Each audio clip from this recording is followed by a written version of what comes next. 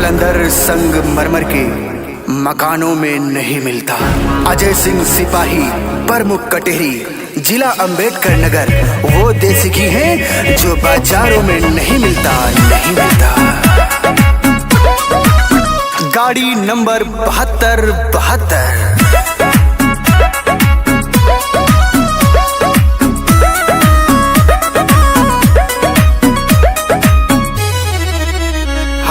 थे हजारन के घड़ी आँखें में चश्मारी बन के, गाड़ी 7272 पीछे बैठा बन ठन के।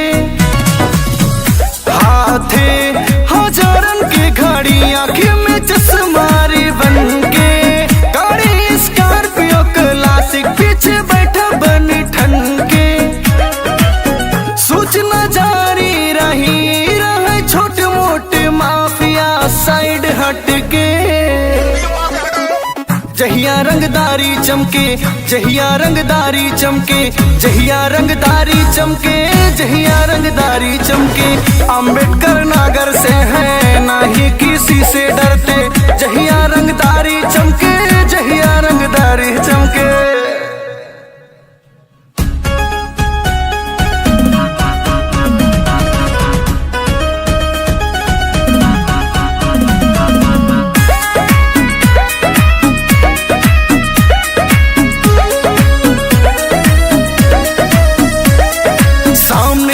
जिक्रे दम्बा हमसे लड़ी जाए, हमारे तक पहुँचे से पहले डर से मरी जाए।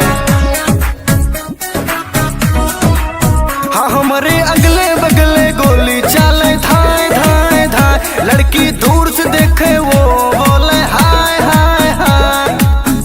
दिल में अटकी वही जवान लड़की कही, तनी दूर रहा बाबू तू हमसे बच के।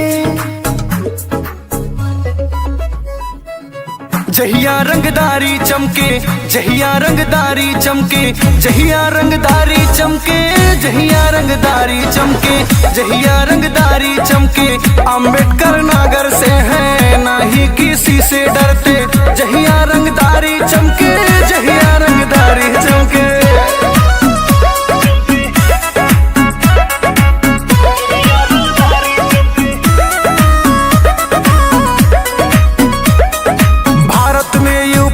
यूपी में तो दिया जय के बोले, बिना पास के टेंडर ठेका रोडे पे रोलर डोले। हाँ उड़े जिला अंबेडकर नगर में गर्दा साए साए साए। सौवन गाड़ी के जब चले काफिला, सांसें तब तक चली जब तक साथे है अपने बजरंग बली। है प्रमुख कटहरी के रही है डट के। जहिया रंगदारी चमके, जहिया रंगदारी चमके, जहिया रंगदारी चमके, जहिया रंगदारी चमके। अंबेडकर नगर से है ना ही किसी से डरते।